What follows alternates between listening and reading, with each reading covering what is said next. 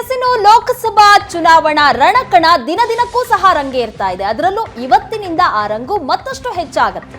ಲೋಕಸಭಾ ಚುನಾವಣಾ ರಣಕಣ ಇವತ್ತಿಂದ ಹೆಚ್ಚಾಗ್ತಾ ಇದೆ. ರಾಜ್ಯದ 14 ಕ್ಷೇತ್ರಗಳಲ್ಲಿ ಇಂದಿನಿಂದ ನಾಮಪತ್ರ ಸಲ್ಲಿಕೆಯ ಭರಾಟೆ ಜೋರಾಗಿರುತ್ತೆ.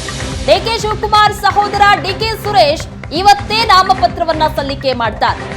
ಇವತ್ತಿನಿಂದ ನಾಮಪತ್ರ ಸಲ್ಲಿಕೆಗೆ ಅವಕಾಶ ಇದೆ. ಇವತ್ತೇ ಡಿಕೆ ಸುರೇಶ್ ನಾಮಪತ್ರವನ್ನ ಸಲ್ಲಿಕೆ ಮಾಡ್ತಾರೆ.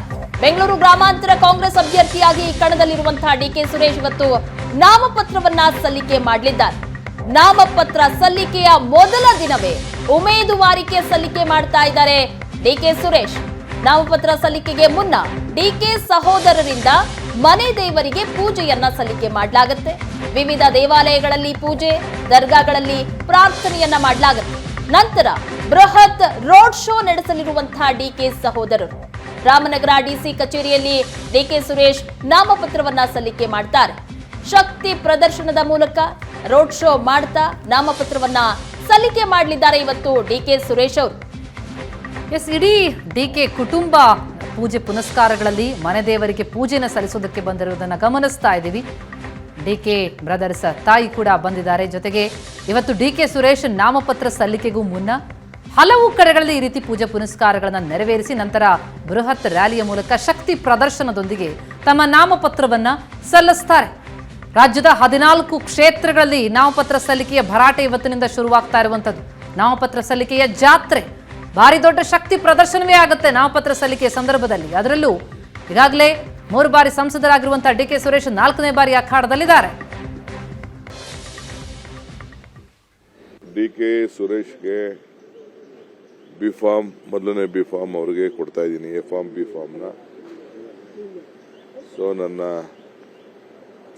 ನಂಬಿಕೆ ಇರೋಂಥ ಸ್ಥಳಕ್ಕೆ ಹೋಗಿ ಅಲ್ಲಿ ಬಿ ಫಾರ್ಮ್ ಕೊಟ್ಟು ನಾನು ನಮ್ಮ ಮನೆ ದೇವರು ಕೆಂಕೇರಮ್ಮಂಗೆ ಕಬ್ಬಾಳಮ್ಮಂಗೆ ಹೋಗಿ ಆಮೇಲೆ ರಾಮನಗರ ಚಾಮುಂಡಿ ಬೆಟ್ಟಕ್ಕೆ ಹೋಗಿ ರಾಮನಗರದಲ್ಲಿ ಗೌರವಾನ್ವಿತ ಮುಖ್ಯಮಂತ್ರಿಗಳು ನಾನು ಇದ್ದು ಸೇರಿ ಒಂದು ಸಭೆಯಲ್ಲಿ ಪಾಲ್ಗೊಳ್ತೀವಿ.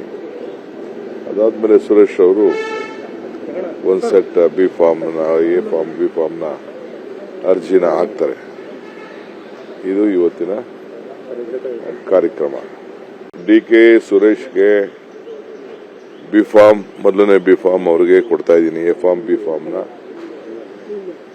ಸೊ ನನ್ನ ನಂಬಿಕೆ ಇರೋಂಥ ಸ್ಥಳಕ್ಕೆ ಹೋಗಿ ಅಲ್ಲಿ ಬಿ ಫಾರ್ಮ್ ಕೊಟ್ಟು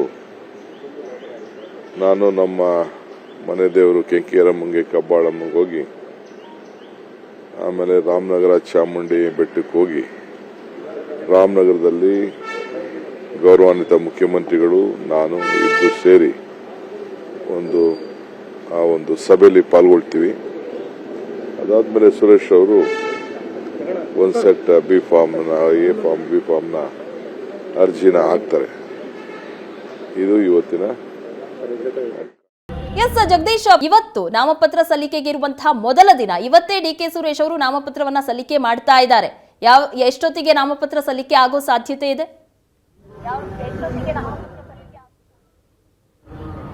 ಮೇಡಮ್, ಏನಂತಂದ್ರೆ ಇವತ್ತು ಬೆಂಗಳೂರು ಗ್ರಾಮಾಂತರ ಲೋಕಸಭೆ ಅಭ್ಯರ್ಥಿಯಾಗಿ ಡಿಕೆ ಸುರೇಶ್ ಅವರು ಇವತ್ತು ನಾಮಪತ್ರ ಸಲ್ಲಿಕೆ ಮಾಡ್ತಿದ್ದಾರೆ. ಇವತ್ತು ಸುಮಾರು 12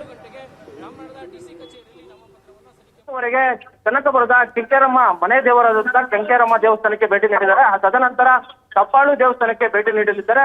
ತದನಂತರ ರಾಮನಗರದ ಶಕ್ತಿ ದೇವತೆ ಆಗಿರುವಂತಹ ಚಾಮುಂಡೇಶ್ವರಿ ದೇವಸ್ಥಾನಕ್ಕೂ ಕೂಡ ವಿಶೇಷ ಪೂಜೆಯನ್ನು ಸಲ್ಲಿಸಲಿದ್ದಾರೆ. ತದನಂತರ ರಾಮನಗರದ ದರ್ಗಾ ಆಗೋದು ಮತ್ತೆ ಚರ್ಚ್ ಆಗೋದು ಅಲ್ಲೂ ಕೂಡ ಭೇಟಿ ನೀಡಲಿದ್ದಾರೆ. ಆ ನಂತರ ರಾಮನಗರದ ಜಿಲ್ಲಾ ಕಚೇರಿಗೆ ನಾಮಪತ್ರವನ್ನ ಸಲ್ಲಿಸಲಿದ್ದಾರೆ. ನಾಮಪತ್ರ ಸಲ್ಲಿಸುವಾಗ ರಾಮನಗರಕ್ಕೆ ಇವತ್ತು ಸಿಎಂ ಆದಂತಹ ಸಿದ್ದರಾಮಯ್ಯ ಹಾಗೂ ಉಪಮುಖ್ಯಮಂತ್ರಿ ಆದಂತಹ ಡಿಕೆ ಶಿವಕುಮಾರ್ ಹಾಗೂ ಗೃಹ ಸಚಿವರಾದಂತಹ ಪರಮೇಶ್ವರ್ ಹಾಗೂ ರಾಮನಗರದ ಉಸ್ತುವಾರಿ ಸಚಿವರಾದಂತಹ ರಾಮಲಿಂಗ ರೆಡ್ಡಿ ಅವರು ಕೂಡ ಭಾಗವಹಿಸಲಿದ್ದಾರೆ. ಏನಂತಂದ್ರೆ ನಾಮಪತ್ರ ಸಲ್ಲಿಕೆಗೆ ಇವರು 5 ಜನ ಗಣ್ಯರು ಕೂಡ ಭಾಗವಹಿಸಲಿದ್ದು, ನಂತರ ಏನಂತಂದ್ರೆ ನಾಮಪತ್ರ ಸಲ್ಲಿಸಿದ ನಂತರ ಪಕ್ಕದಲ್ಲೇ ಒಂದು ಸಭೆಯನ್ನು ಕೂಡ ಮಾಡಲಿದ್ದಾರೆ. ಏನಂತಂದ್ರೆ ಇವತ್ತೇ ಕೂಡ ಬೆಂಗಳೂರು ಗ್ರಾಮಾಂತರ ಲೋಕಸಭೆಗೆ ಮತಬೇಟೆಗೂ ಕೂಡ ಹಿಡಿಯಲಿದ್ದಾರೆ. ಒಟ್ಟಾರೆಯಾಗಿ ಮತ್ತು ರಾಜ್ಯದಲ್ಲಿ ಪ್ರಮುಖವಾಗಿ ಮೊದಲನೇ ನಾಮಪತ್ರ ಅಂತಾನೆ ಹೇಳ್ಬಹುದು. ಅದು ಬೆಂಗಳೂರು ಗ್ರಾಮಾಂತರ ಡಿಕೆ ಸುರೇಶ್ ಅವರು ಸಲ್ಲಿಸ್ತಾರಂತದ್ದು. Thank you so much Jagadish ತಮ್ಮೆಲ್ಲ ಮಾಹಿತಿಗೆ.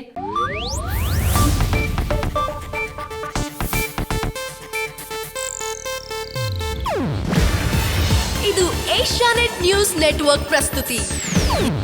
ನೀವು ನೋಡ್ತಿದ್ದೀರಾ ಏಷ್ಯಾನೆಟ್ ಸುವರ್ಣ ನ್ಯೂಸ್.